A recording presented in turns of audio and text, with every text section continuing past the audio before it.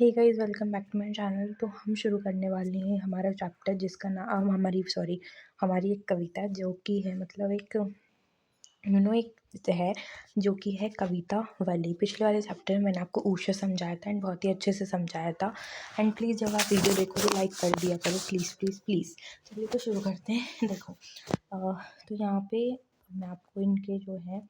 बताने वाली हूँ कि इनके मीनिंग क्या है। तो ये कहते हैं कि किस भी किसान कुल बनिक भिखारी भाड़ चाकर चप्पल नट चोर चार चेटकी पेट को पड़त गुन गढ़त चढ़त गिरी अठत गहन गन अहन अखे टकी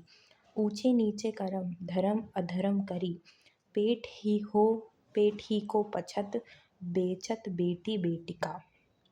तुलसी बुझाए एक राम घनश्याम ही तो है आगे भागते बड़े ही आगी पेट की। तो ये जो स्टैंज़ा है, इसमें ये जो पद्यांश जो है, इसमें जो हमारे तुलसीदास जी हैं वो हमसे ये कहते हैं कि भाई जो हमारे इस संसार में जो मजदूर होते हैं, जो वैश्य होते हैं, जो किसान होते हैं, व्यापारी होते हैं, ठीक है, या जो नाचने वाले होते हैं, गाने वाले होते हैं, ये सब जो होते हैं ना, ये अपने पेट को भरने के लिए, ठीक है, पेट की आग को कम करने के लिए, पेट भरने के लिए कोई ना कोई ये काम करते ही रहते हैं। कुछ जो होते हैं वह अपना हुनर दिखा के, कोई पढ़ाई करके या फिर कोई गलत या सही कार्य करके, चाहे उन्हें ये पता ही ना हो कि वो एक अच्छा या बुरा कार्य कर रहे हैं, वो बस कार्य करके अपना पेट भरना चाहते हैं। कभी कभी तो भाई हद ही मच जाती है कि कुछ लोग जो हैं वह अपना पेट भरने के लिए बेटे बेटियों को भी क्या करते हैं, बेच देते हैं, सिर्फ और सिर्फ अपने पेट की आग को बुझाने के लिए, ठीक है। तो जो तुलसीदास जी हैं वो कहते हैं कि ये जो आग है ना, ये केवल श्री राम रूपी बादल जो है ना वही बुझा सकते हैं। यानी कि अगर जंगल में आग लग जाती है तो जो बादल होते हैं वो अपनी गरजना से ही उस आग को बुझा सकते हैं। ठीक उसी प्रकार जो हमारी जो भूख की जो आग है, हमारे पेट में जो आग लग रही है भूख के कारण, उसको भी केवल श्री राम ही, जो श्री राम रूपी बादल है, वो ही इसको बुझा सकता है। अर्थात जो श्री राम की दृष्टि से ही जो लोग हैं ना, वो क्या हो सकते हैं, इस दुख से दूर हो सकते हैं। क्योंकि जो मनुष्य, जब आपको भूख लगती है, आप किसी को सामने से देखते भी नहीं हो, ठीक है, आप मतलब अगर आपको खाना ना मिले ना तो आप ऐसी ऐसी गालियाँ दो कि मतलब क्या ही बताएं। तो यहाँ पे वो कहते हैं तुलसीदास जी कि ये जो भूख है ना, इसको सिर्फ मिटाने का एक ही तरीका है, राम घनश्याम का नाम जपो, क्योंकि यही जो है यही आपके दुखों को दूर कर सकते हैं। क्योंकि जो मनुष्य की जो पेट की आग होती है वो बहुत ही ज़्यादा बड़ी होती है एक समुद्र में लगी आग से, ठीक है। चलो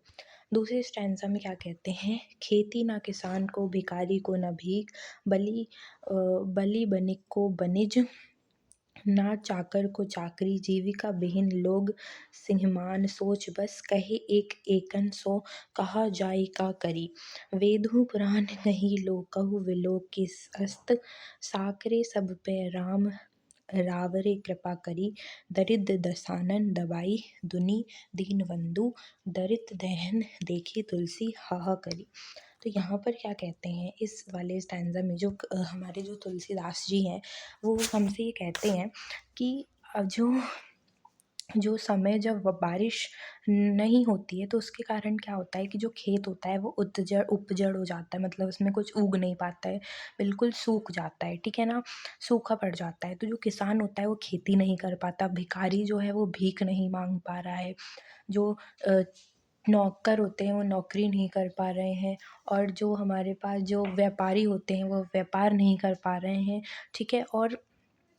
जो हमारे ये सब हैं, ये सब ऐसा क्यों नहीं कर पा रहे हैं, क्योंकि इनके पास साधनों की कमी है। तो यहाँ पर जो तुलसीदास जी वह क्या करते हैं कि यहाँ पर इस बेरोज़गारी के कारण जो लोग हैं ना, वो आपस में ये बात कर रहे हैं, इस दुखी जीवन के कारण, क्योंकि उनके पास कोई काम नहीं है, तो इस बेरोज़गारी के कारण आपस में लोग कह रहे हैं कि अब हम कहाँ जाएं, कहाँ क्या करें, कहाँ जाएं, ठीक है। क्योंकि उसके पास कोई काम नहीं बचा है। तो जो गोस्वामी तुलसीदास जी हैं वह कहते हैं कि हमारे जो वेद हैं, हमारे जो पुराण हैं ना, उसमें लिखा हुआ है कि जब जब हमारे जो संसार है उसमें जब जब संकट आया है, तब तब जो है हम सबका जो दुख है उसको हरने के लिए श्री राम आए, यानी कि श्री राम जो है वो हम सब पर कृपा करते हैं, अर्थात सबके दुख को दूर करते हैं। तो जो तुलसीदास जी हैं वो ईश्वर को पुकारते हुए कहते हैं कि हे ईश्वर, आप इस दुनिया के दुख को दूर करें। ये जो रावण आया है, ठीक है, दरिद्र रूपी जो ये रावण आया है जो कि गरीबी से हम लोगों को मार डाल रहा है, कृपया आप इसको क्या करें, इसको हटाएं, इसको क्या करें, एक तरीके से आप मार गिराएं, जैसे कि आपने रावण के साथ किया था। ठीक है, तो तुलसीदास जी जो हैं वह अपने मन में उनके मन में ना, मतलब ये सारी चीज़ें देख के वो बहुत ज़्यादा हाहाकार मच गया है, बहुत ज़्यादा वो बिल्कुल वो एक अचंभित से हो गए हैं और प्रभु से ये जो अपनी ये संसार है, ठीक है ना, इसके उद्धार के लिए प्रार्थना करते हैं। ठीक है। तीसरे में क्या कहते हैं, धूत कहो अवधूत कहो, राजपुतु कहो, जोलहा कहो कोहू, काहू की बेटी सो बेटा न ब्याहब, काहू की जाति विगार न सोहू। तुलसी सर नाम गुलामू है राम को, जाको रूछे सो कहे कछु ओ। मांगी के खेबे मसित को सोहिबो, लेबो को एकू ना देब को दोहू। तो इसमें क्या है ना, कवि जो है, मतलब जो हमारे गोस्वामी तुलसीदास जी हैं, वो इन पंक्तियों में कहते हैं कि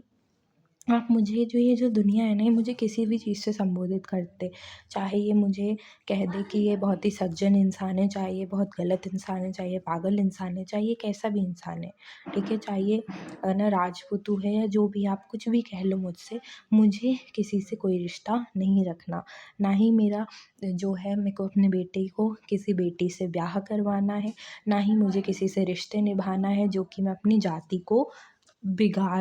बिगाड़ूँ ना। तो मुझे ये सब बिल्कुल भी नहीं करना है, क्योंकि सारे जो जग है, जो पूरा जो जग है, उसे पता है कि जो तुलसीदास जी हैं वो गुलाम हैं राम के, ठीक है, और वो उनके ही ना सारी चीज़ें उनको ही मानते हैं कि राम हैं तो सब हैं, राम के ही उसमें चलते हैं, जो राम की है वो ही वो, मतलब तुलसीदास जी राम के अलावा कुछ भी नहीं सोचते हैं। ठीक है, वे कहते हैं कि मुझे किसी से इस दुनियादारी से कोई मतलब नहीं है, मैं सिर्फ राम का हूँ, मैं मांग कर खाता हूँ, मैं मस्जिद में सो सकता हूँ, और मैं जो हूँ ये सारी चीज़ें कर सकता हूँ। ठीक है, तो ये था अपने पास क्या, कवितावली का एक्सप्लेनेशन। आई होप आपको ये शॉर्ट समरी में समझ में आया होगा, एंड मैंने ट्राई किया कि थोड़ा थोड़ा वाक्य से मिलाकर भी हम आपको समझाएं। बाकी मिलते हैं नेक्स्ट में, जब तक के लिए bye bye and thank you so much.